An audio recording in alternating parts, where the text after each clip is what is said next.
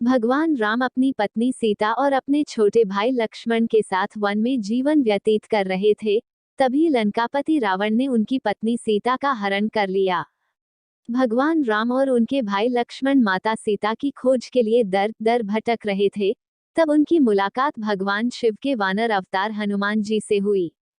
वे प्रभु श्रीराम के सबसे बड़े भक्त थे। श्री राम ने हनुमान जी को सीता हरण के बारे में बताया, तब वे श्रीराम और उनके भाई लक्ष्मण को किष्किंधा के वानर राजा सुग्रीव के पास ले गए।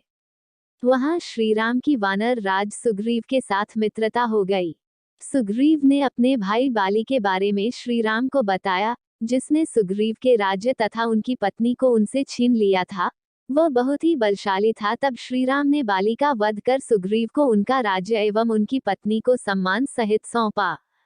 उसके बाद सुग्रीव ने श्रीराम से माता सीता को खोजने में मदद करने का वादा किया।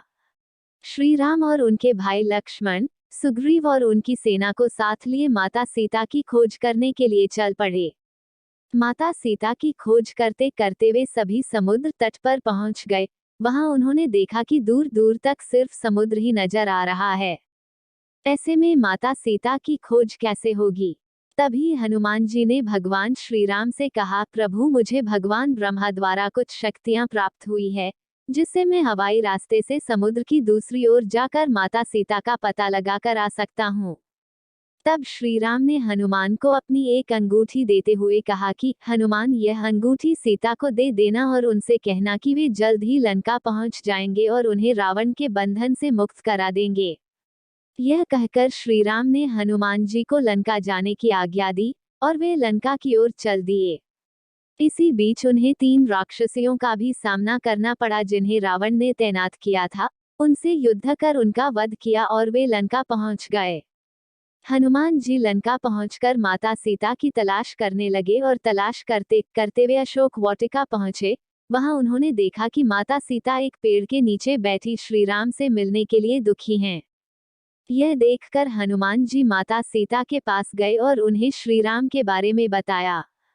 प्रभु श्रीराम के बारे में बताते हुए उन्होंने माता सीता को श्रीराम की अंगूठी दी और कहा, श्रीराम आपको यहाँ से मुक्त कराने जल्द ही आएंगे। तब माता सीता ने अपना जुड़ामणि हनुमान जी को देते हुए कहा कि यह श्रीराम को दे देना और उनसे कहना कि उनकी सीता उनकी प्रतीक्षा कर रही है। यह सब होने के बाद हनुमान जी ने माता सीता से कहा कि मुझे बहुत भूख लगी है, क्या मैं इस वाटिका में लगे फल खा सकता हूँ? तब माता सीता ने उन्हें आज्ञा दी। वे एक पेड़ से दूसरे पेड़ कूदते हुए फल खाने लगे और कुछ पेड़ गिरा दिए। यह देखकर वहां की देखभाल करने वाले योद्धा उनको पकड़ने के लिए भागे, लेकिन हनुमान जी ने उन्हें भी नहीं छोड़ा। कुछ को मार डाला तो कुछ को घायल कर दिया। इस तरह उन्होंने पूरी अशोक वाटिका उजाड़ दी। जब यह खबर लंकापति रावण के पास पहुंची, तब उन्होंने अपने बहुत से योद्धाओं को उस वानर का वध करने के लिए भेजा, लेकिन हनुमान जी ने सभी योद्धाओं को बहुत ही आसानी से मार डाला और कुछ को घायल कर दिया। यह सब सुनते हुए रावण बहुत ही क्रोधित हुआ और उसने अपने पुत्र अक्षय कुमार को हनुमान का वध करने के लिए भेजा, किंतु हनुमान जी ने उनके पुत्र अक्षय कुमार को भी नहीं छोड़ा और उसका वध कर दिया। रावण अपने पुत्र के वध की सूचना सुनते हुए और भी अधिक क्रोधित हुआ और उसने अपने दूसरे पुत्र इंद्रजीत को उस वानर को जिंदा पकड़कर सभा में लाने का आदेश दिया। हनुमान जी ने इंद्रजीत को देखा तो वे समझ गए कि इस बार बहुत ही भयंकर योद्धा आया है। वे उनसे युद्ध करने लगे। हनुमान जी ने एक पेड़ उखाड़कर उनकी तरफ फेंका और वे कुछ समय के लिए बेहोश हो गए। फिर होश में आते ही उन्होंने हनुमान से युद्ध जारी रखा और अपनी कई माया रचने लगे, किंतु हनुमान सबसे बचते हुए उनसे युद्ध करते रहे। इसके बाद इंद्रजीत ने ब्रह्मास्त्र का प्रयोग किया। तब यह देखकर हनुमान जी ने सोचा कि वे इसका सामना नहीं कर पाएंगे। तब उन्हें ब्रह्मास्त्र लगते ही वे पेड़ से नीचे गिर गए। इंद्रजीत ने हनुमान को नागपाश शक्ति से बांध दिया और सभा में ले गए। हनुमान को सभा में लाने के बाद उनकी मुलाकात रावण से हुई। रावण को देखकर हनुमान ने उससे बहुत ही अपशब्द कहे और वे हंस पड़े। यह देखकर रावण को गुस्सा आया और उसने हनुमान से कहा कि तुम कौन हो? तुम्हें अपनी मृत्यु से डर नहीं लगता और तुझे यहाँ किसने भेजा है?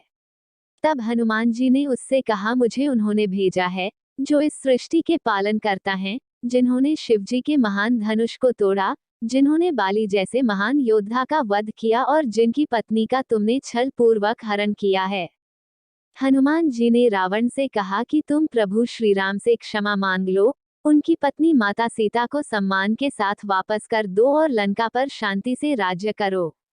यह सुनकर रावण हंसने लगा और कहने लगा कि यह वानर तो बहुत ज्ञान की बातें करता है, और उसने हनुमान से कहा कि वानर तुम्हारी मृत्यु निकट आ रही है।